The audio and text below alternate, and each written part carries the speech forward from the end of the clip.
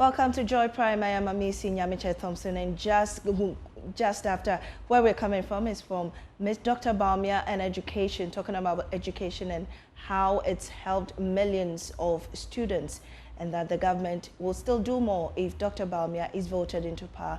Away from that, Chief Justice Gertrude Torkornoo directs immediate reopening of 4 courts in the Upper East region. Also coming up, British High Commissioner to Ghana Harriet Thompson makes strong case for involvement of more women in leadership in Ghana. And later, we'll get the latest from the campaign trail. Please stay with me for details.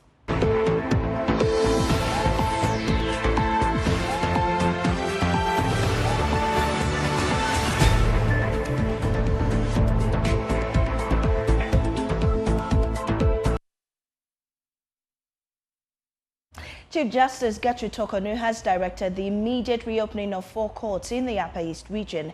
The decision follows an earlier closure of 7 courts in the Bawku Township and surrounding communities due to recent disturbances causing multiple deaths. However, in a statement issued by the Judicial Secretary, it noted that, based on the Chief Justice's earlier decision, she has now directed the reopening of 4 courts for business with immediate effect. And so on your screen now is the statement coming from the Judicial Service saying registrators or registrars of the above mentioned courts are kindly requested to take note and resume the operations of the court accordingly. Please accept the compliments of the Chief Justice. It also says, I write to inform you that the Honorable Lady Chief Justice has directed the reopening of the following courts for business with immediate effect. That includes the High Court, Bolgatanga, Circuit Court, Bolgatanga, District Court, Bolgatanga, and the District Court in Bongo. It says, I refer to my memorandum dated 29th October 2024 informing you of the decision by the Honorable Lady Chief Justice to close a number of courts in the Upper East region due to the conflict situation in Bawku. In our election headquarters, Upper West Regional Minister Stephen Yakubu wants the security services to be fair and ensure the right things are done in the general elections. He says any mistakes made on the day could plunge the country into chaos. Mr. Yakubu gave the advice at the Maiden Health Walk of the Upper West Regional Command of Ghana Immigration Ladies Association Club in Wa. Here's Rafiq Salam's report. Our health walk, embarked on by the Immigration Ladies Association Club, IMELAC, in the Upper West region, took them round some principal streets in the Wa municipality. The event, which was the first of its kind for the club, started at the forecourt of the command headquarters, moving into the heart of the Wa Township and into the Central Business District amid music from brass band. They were joined by Upper West Regional Minister Stephen Yakubu, Upper West Regional Commander of the Ghana Immigration Service, Deputy Commissioner of Immigration Justice Bosontu Ayensu, and some top officials of the service in the region. Upper West Regional Minister Stephen Yakubu, addressing the personnel at the end of the health walk, urged them to be fair and ensure the right things are done in next month's general elections. He warned that mistake made on polling day by personnel from the security service could plunge the country into chaos. When you are at the stations, make sure you're fair, make sure you're strong, make sure the right things are done. This country belongs to all of us. We need to protect the integrity and the peaceful nature in which all of us live. Your mistake may plunge the whole country into a disaster. So you have to make sure you do the right thing. We all know the problems of our neighbors. People coming in illegally, people coming in probably to cause problems for us, the jihadis. So as you are at the borders and even within town, your work is to make sure you protect this country in terms of people coming in. The personnel were later sensitized and educated on health issues, particularly on breast, cervical cancers, and urinary tract infection UTI.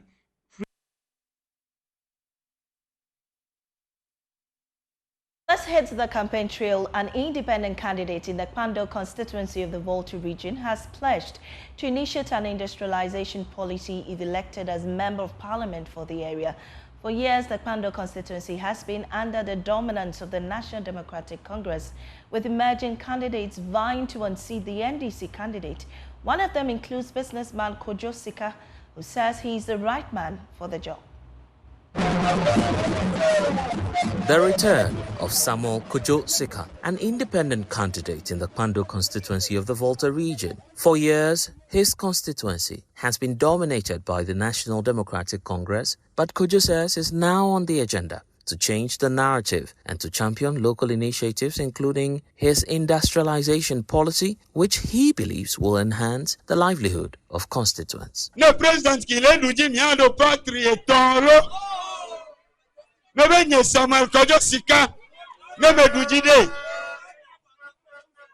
We don't have to rely on the president always for development. I believe that using local materials such as the bamboo and other resources, I will initiate an industrialization agenda in the constituency.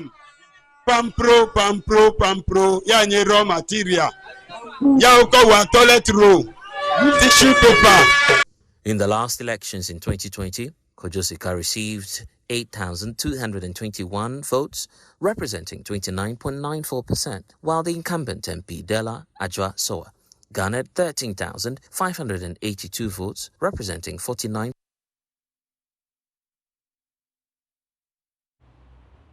Presidential candidate of the opposition National Democratic Congress, John Mahama, has condemned what he describes as the neglect of communities by the NPP-led government for petty partisan political reasons. In a post on his Facebook page, he questioned why government is seemingly punishing communities for voting for the NDC in 2020. John Mahama had earlier raised the concern during his tour of the central region after the chief of the Strafa said his community has not had a kilometer of asphalted road in the last 8 years. Maxwell Agbagba has more.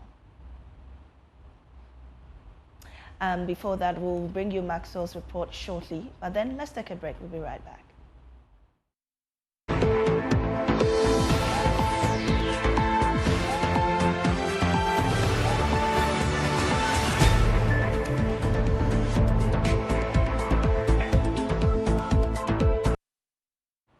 Welcome back to JoyNews Prime, away from the campaign trail. British High Commissioner to Ghana, Harriet Thompson, is making a strong case for the involvement of more women in leadership in Ghana. Most elections in Ghana have witnessed the election of more men as compared to women, especially at the parliamentary level, which has 275 seats. However, with less than 30 days to the general elections, the British High Commissioner is hopeful that just as the UK, Ghanaians will give the opportunity to more women. Everybody, 3, 2, 1. Happy birthday! A celebration in honor of the British monarch and head of the Commonwealth, King Charles III.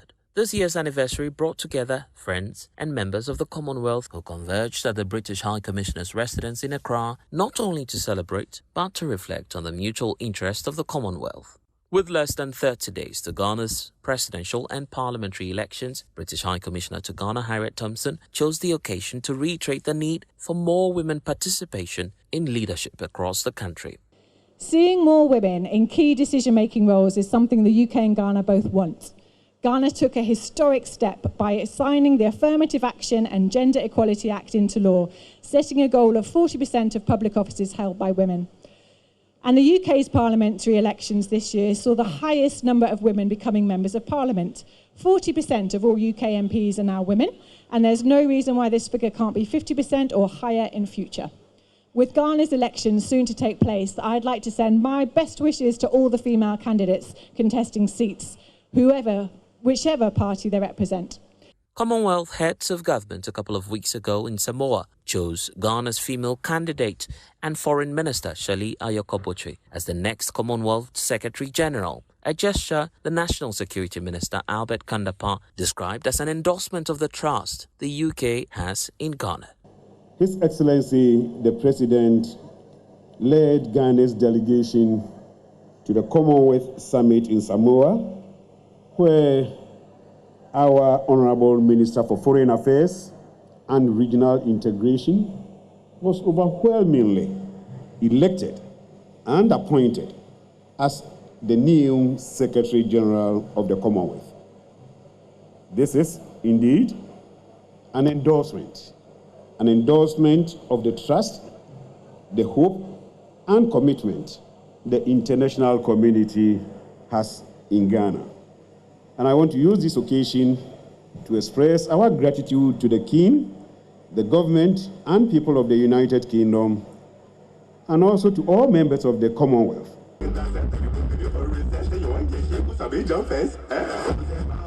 And as expected, the event was filled with fanfare, with many Ghanaian creatives showcasing their talents in arts and culture.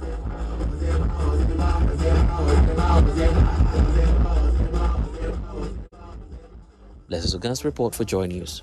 Accra. And that's how we end this evening's bulletin. We'll bring you that report from John Mahama in subsequent bulletins. Stay tuned also for the probe coming your way at 8 with MFR Power. I am Harriet Thompson.